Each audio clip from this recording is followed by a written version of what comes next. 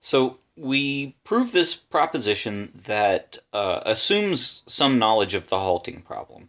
Now we take a language with plus times 0, 1, and we let n be a structure on that language and then consider the full theory of n.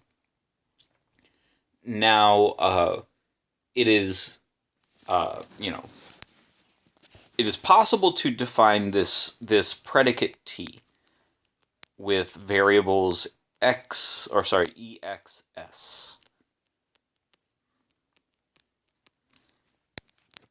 And this will be a function on natural numbers, but one for which the numbers input here correspond to a, possibly to a Turing machine.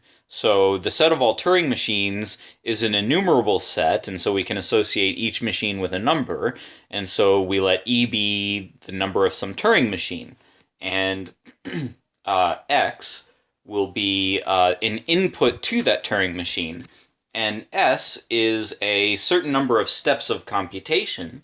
So these are all natural numbers, and this formula will be true if and only if the Turing machine E with input X halts in S steps. So this formula definitely exists, right? Such a formula is well defined, and so we could, include it in the language, and the fact of the matter exists, right? It is definitely a true-false issue whether the machine on the input halts in this many steps.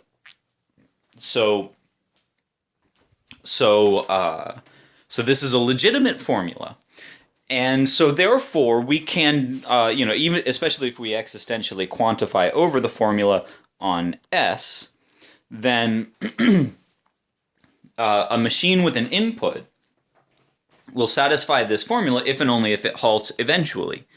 So it is definable. The set of halting Turing machines is definable, but we know from the halting problem that it is not decidable. It is not computable, right?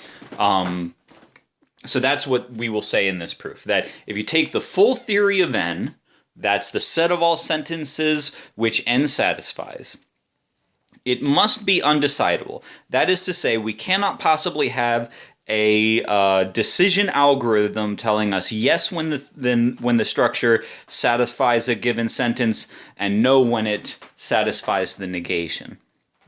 So here's the proof. For any two numbers, we can come up with the sentence phi ex, which is defined as the existential quantification over e many, right? So e will be some number, e many ones plus itself. So this is essentially a representation in the language of the number e, a representation in the language of the number x, and this gets us a formula in the language.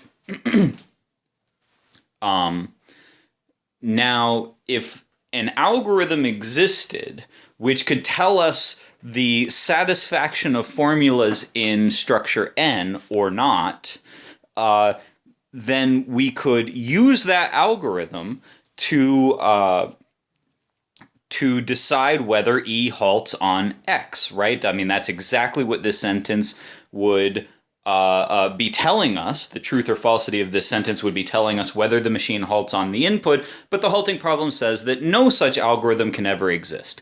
So, if such an algorithm here existed, then an algorithm to solve the halting problem would exist, but since we know that that does not exist, then there cannot exist any algorithm for this. Okay.